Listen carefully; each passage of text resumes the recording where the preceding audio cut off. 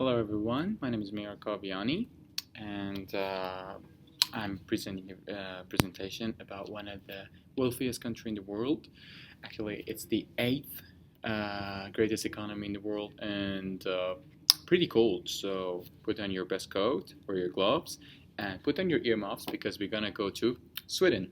Actually, Sweden. This country is known because of money. People are really wealthy. They have a very good social system, and Volvo, and definitely Zlatan Ibrahimovic, as you can see on slide. So, where is Sweden? Sweden, as you can see on slides, actually, let me just put it this way, is one of the countries in Western Europe, actually northern of Europe, as you can see.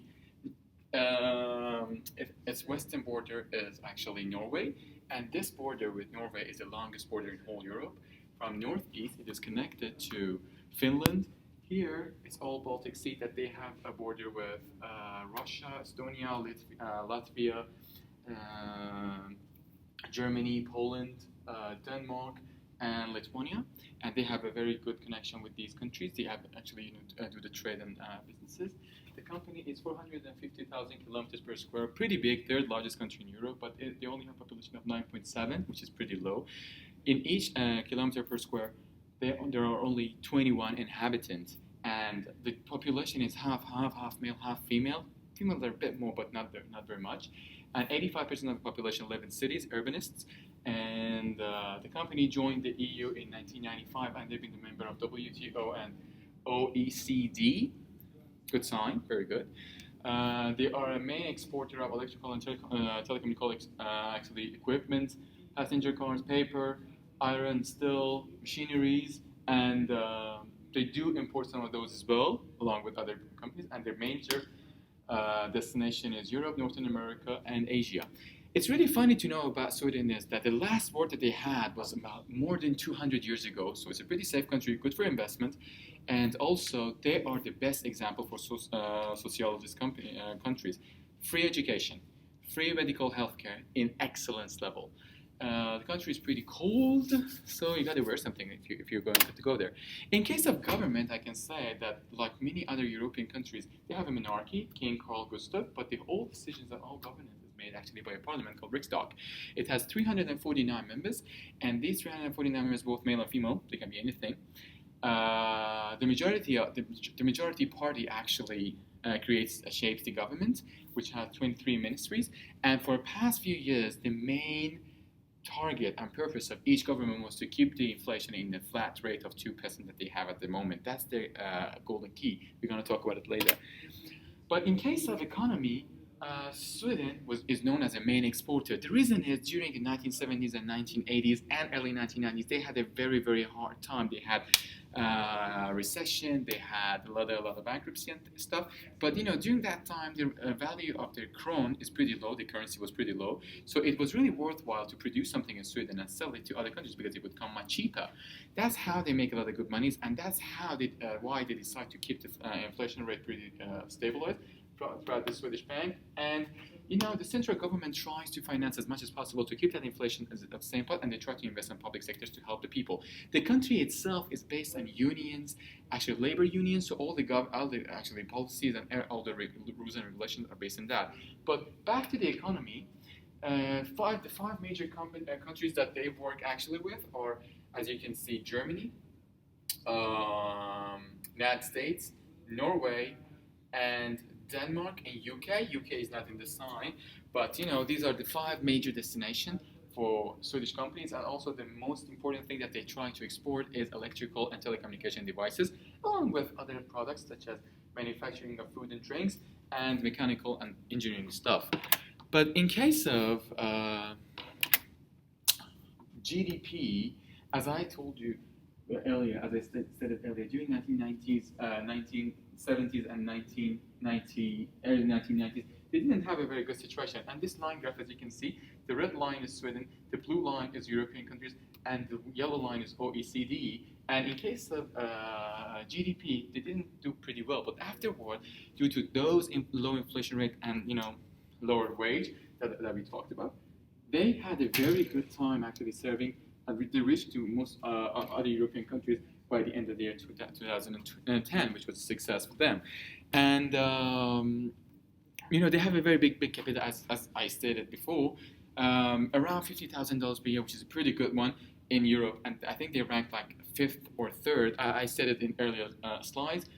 I'm pretty sure it's 5th in whole Europe.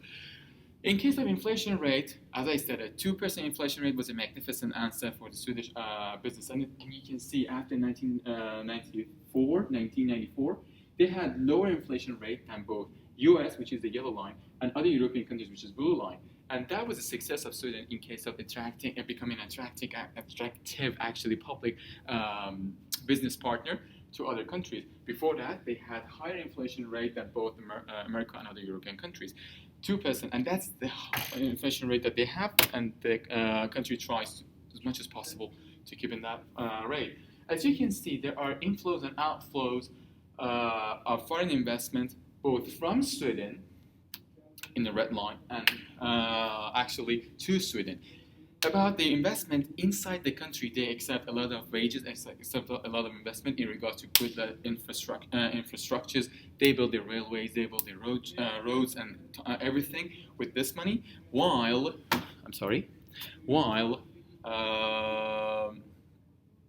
they invested a lot. Saab company in Sweden in 2007, they bought IPSCO, a company in America. They paid more than I think 400 actually billion Swedish krone, pretty expensive. And in case of industrial production, Sweden has a very good history. During the 1950s and 1960s, they were actually trying to join the kind of revolution in Europe that they tried to mass production. They joined pretty late. They were pretty slow at the beginning, but they did enjoy the actually market pretty much. But during 70s to 1980s, although they had a very good level of production, they didn't do pretty well, as you can see, and that comes from the fact that they had really high wages and the country was in recession. Up to 1994, which is here, they weren't pretty good in shape. But after that, as I said, because of the low currency level, low wages, and low inflation rate, they could do pretty much. So it's a very good place to start a business, although they have their issues that I will talk about it later. In case of GDP, Sweden is the 5th in the world after Denmark, France, Belgium, and Finland. Much higher than actually Australia, definitely, and much higher than OECD or, as we can say, other European countries. So in a very good situation. But the issues with Sweden, we're gonna reach that. But mainly, business originally in Sweden was agricultural. Northern side of the country contains a lot of forest, while southern parts was more, farmer based and more agricultural based. But after the 19th century, and after the industrial revolution, they tried to actually apply industry as much as possible. People moved to cities, people worked in factories, and they started working and building, and everything got in together. So the major sectors that Sweden is exporting is telecommunication, internet, infrastructures. Ericsson, definitely. And as you can see, internet, broadband, electrical devices, all related to that part. But R&D, it's really important. If you visit Sweden these days, oh my God, they hugely invest in that. Cars, Volvo, Saab, big names. As you can see, raw material, they have some mines, but not very successful at the moment, and from Mercurial. Anyways, let's move on. Some brands of Sweden, some of them are pretty familiar for us, Queenslanders, IKEA and H&M, pretty new, as we can say.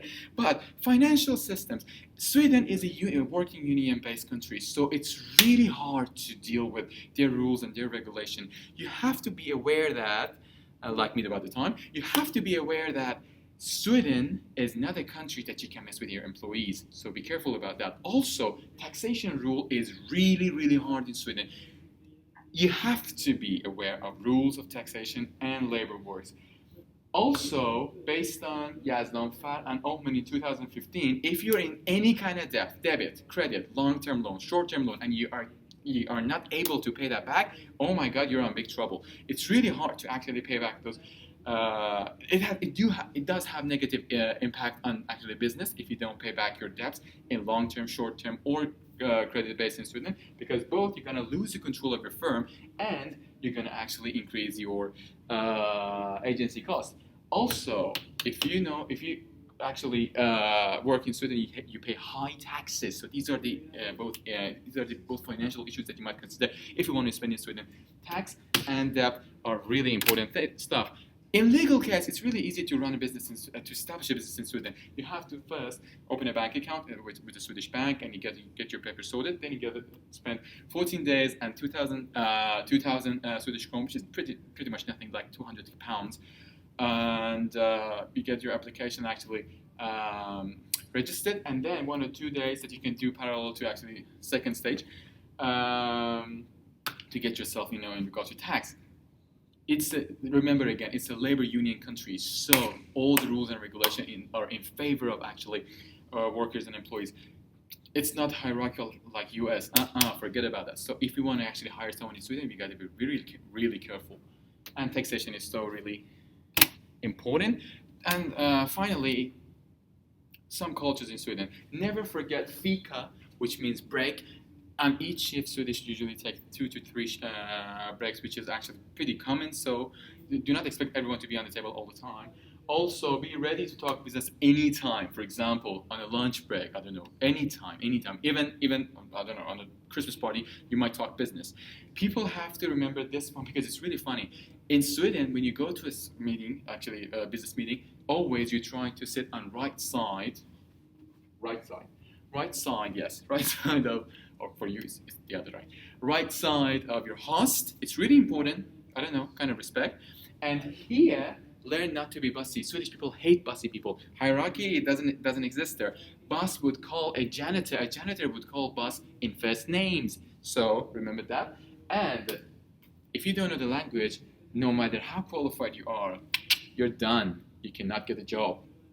Talking about experience. So finally, thank you very much for listening. I'm sorry if it's a bit too long. It's 12 minutes. I can recommend Sweden because of the low inflation rate, and they do have lower wages compared to other European countries, and they do have very good markets, in themselves. But taxation and really, really hard and restricted labor laws and regulation might be an issue. So we got to balance good with the bad. Thank you very much for the time. Take off your coat now. It's really hot in Australia.